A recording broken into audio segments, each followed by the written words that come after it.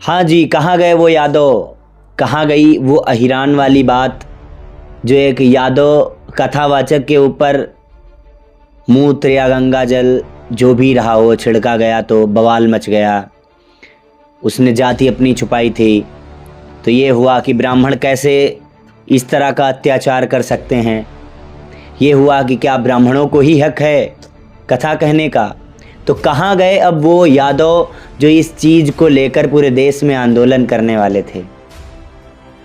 कहाँ गए वो यादव जो अपनी जाति के लोगों को प्रताड़ित होते देखकर सारे समाज में आग लगाने की बात कर रहे थे।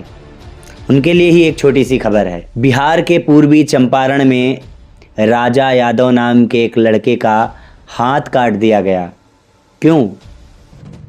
क्योंकि उसने अपने उधार पैसे शेख बहादुर नाम के व्यक्ति से मांग लिया। ये खबर किसी यादव के सोशल मीडिया पर गई ही नहीं होगी। ये खबर कोई यादव पढ़ ही नहीं पाया होगा। ये खबर किसी की अहिरान वाली कलेजे तक पहुंची ही नहीं होगी। ये खबर किसी यादव के दिल और दिमाग तक असर ही नहीं की होगी। तुम्हारी गलती नहीं है, गलती तुम्हारे अंदर उस सोच की है जिसमें तुम्हारे नेताओं ने तुम्हारे अंदर कठमुल्लापन भर दिया है। हाँ, तुम्हारे अंदर जो कठमुल्लापन भर दिया गया है वो इस समाज को जातियों में बांटने का एक अवसर खोजता है, और उसी अवसर को खोजने का तुम्हें एक सुनहरा अवसर मिल गया जब किसी ब्राह्मण के द्वारा इस तरह का कृत्य किया गया।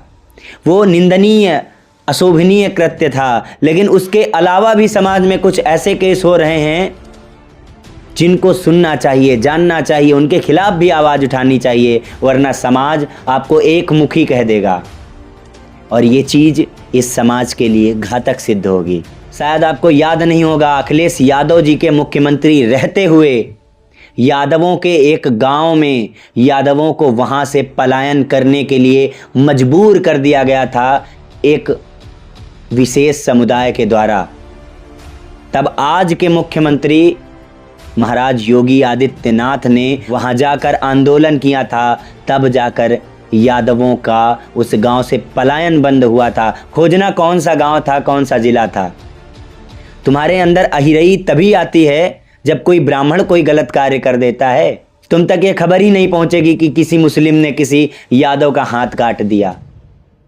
तुम्हारे अंदर बीज बो दिया गया है जातिवाद का। तुम्हारे अंदर बीज बो दिया गया है कि कोई एक नेता उठकर आए, किसी चीज़ को लेकर थाली में तुम्हारे सामने परोस दे, उसी चीज़ को तुम ऊपर नीचे करते रहो और समाज में गंदगी फैलाओ। जाकर उस राजा यादव के लिए भी दो शब्द कह देना सोशल मीडिया पर, तो शायद उसके भी कलेजे में ठंडक जाए कि यादव समाज अभी भी जीवित है, जो ब्राह्मणों के किए गए कृत्य के बाद एकदम से उत्साह से भर गया था कि अब मुझे एक चीज़ मिल गई है, अब इस समाज में गंदगी फैलानी है। वैसे मैं तो बहुत आहत हूँ इस चीज़ से लेकर कि समाज की एक चीज़ यादवों तक पहुंचती है और दूसरी चीज़ यादव के नेता उन यादवों तक पहुंचने ही नहीं देते हैं। आपके क्या कुछ विचार हैं इस बात पर, कमेंट में बताइएगा। और हाँ, यादव लोग थोड़ा समझ कर संभल कर कमेंट करिएगा। Thank you. जय हिंद, जय भारत।